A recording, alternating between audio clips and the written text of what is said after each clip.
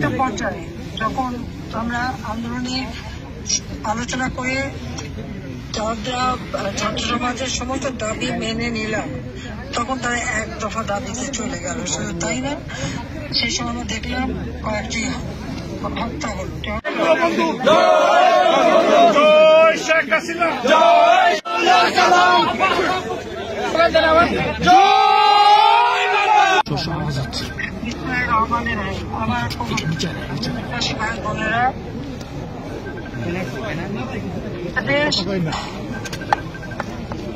যখন আমরা উন্নয়নশীল দেশ হিসেবে মর্যাদা পেলাম, আর্থসামাজিক উন্নয়ন দিকে বাইরে এগিয়ে যাচ্ছে, বাংলাদেশের মানুষের জীবনের শান্তি নিরাপত্তা আমরা নিশ্চিত করতে সক্ষম হয়েছি।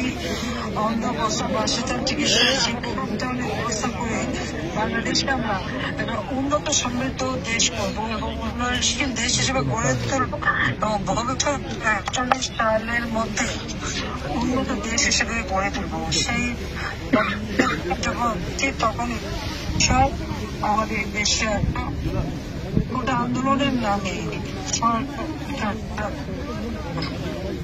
এবং এই একটা পর্যায়ে যখন আমরা আন্দোলনে আলোচনা করে ছাত্র সমাজের সমস্ত দাবি মেনে নিলাম, তখন তারা এক দফা দাবিতে চলে গেল। শুধু তাই না, সেই সময় আমরা দেখলাম কয়েকটি হত্যা হল। ৬টা হত্যা হলো। আমি তখনই একটা জুডিশিয়াল এনকোয়ারি কমিটি করে দিলাম। এই হত্যাকাণ্ড কেন ঘটলো, কিভাবে হলো, কার দ্বারা হলো এবং যারা দায়ী সেটা বের করতে। দুর্ভাগ্যের বিষয় হলো যে একের পর এক এই ধরনের অগ্নিসংযোগ হত্যাকাণ্ড এইসব ঘটনা ঘটতে শুরু করলো। 2024 সালের 7 জুলাই থেকে 15 জুলাই পর্যন্ত ছাত্ররা যে আন্দোলন করছে, তখন কিন্তু কোনো ধরনের পুলিশি বাধা বা কোনো কিছু করা হয়নি। কিন্তু যখন অগ্নিসংযোগ এই হত্যাকাণ্ড শুরু হয়, তখনই আমরা দেখি যে অস্বাভাবিক পরিস্থিতির সৃষ্টি করছে। সেই মেট্রো রেল থেকে শুরু করে বিটিভি ভবন থেকে শুরু করে প্রতিটি জায়গায় আগুন দেওয়া, পোড়ানো, মানুষের ঘর পড়ানো, এইভাবে মানুষ হত্যা করা। আমরা আমাদের জুডিশিয়াল কমিটি কিন্তু তদন্ত শুরু করলো। দুর্ভাগ্যের বিষয় হলো যে এই আন্দোলনের নামে চরমটা অরাজকতার সৃষ্টি। একটা পর্যায়ে আমার একটা পরিস্থিতি হলো, আমি কোনো রক্তপাত চাইনি, আমি চাইনি এখানে খুন খাবি হোক আর লাশ করুক, আমি সরে আসতে বাধ্য হলাম। এই হচ্ছে দেশের শান্তি আসবে, কিন্তু তা আসেনি। আজকে প্রতি পদে পদে মানবাধিকার লঙ্ঘন হচ্ছে বাংলাদেশে। একের পর এক হত্যাকাণ্ড করছে, মানুষের জীবনে কোনো নিরাপত্তা নাই।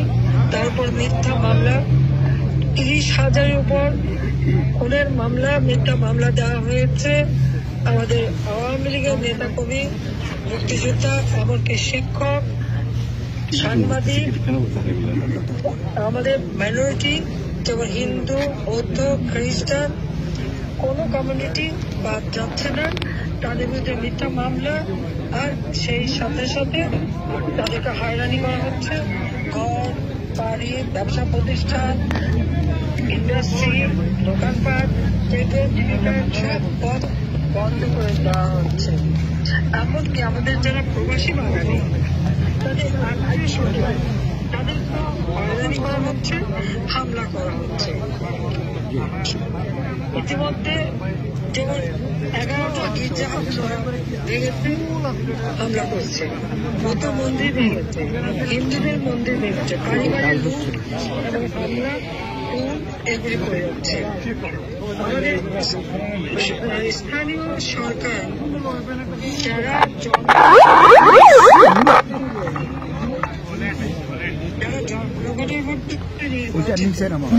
যে নির্বাচন কমিশন আমরা গঠন করেছিলাম, বাংলাদেশের ইতিহাসে প্রথম আইন করে আমরা নির্বাচন কমিশন গঠন করি। এবং হাবিবুল আউয়াল সাহেব কোনো রাজনৈতিক দল করতেন না, সৎ একটা মানুষ ছিলেন। আমরা যে নির্বাচন কমিশন গঠনের জন্য কমিটি করে দিয়েছিলাম, তারা কিন্তু হাবিবুল আউয়াল সাহেবকে প্রধান নির্বাচন কমিশনার হিসেবে তাকে নিয়োগ দেয় এবং কমিশন গঠন করে। এই তার অধীনে স্থানীয় সরকার থেকে শুরু করে জাতীয় সমস্যা নির্বাচন হয়েছে। এই নির্বাচনগুলি অত্যন্ত অবাধ, সুষ্ঠু, নিরপেক্ষভাবে অনুষ্ঠিত হবে। দুর্ভাগ্যের বিষয় এটা যেন রেকর্ডিং করা হয়, পরবর্তী যেন আমরা সবাই শুনতে পারি, ওইভাবে অনেক কিছু শুনতে পারি। আমরা দেখি সংযোগ এইগুলি চলতে থাকে। 5ই আগস্ট যখন আমি সব ছেড়ে দিই, একের পর এক নির্বাচিত প্রতিনিধি, আমাদের জেলা পরিষদ, উপজেলা পরিষদ, স্থানীয় সরকার, প্রত্যেকে যারা নির্বাচিত ভোটে, সবাই জনগণের ভোটে নির্বাচিত, একটা কলমের ভোটে সরকারকে লাভ করে দেওয়া হবে। সাংবাদিক 132 জন সাংবাদিকের অ্যাক্রেডিটেশন কার্ড বাতিল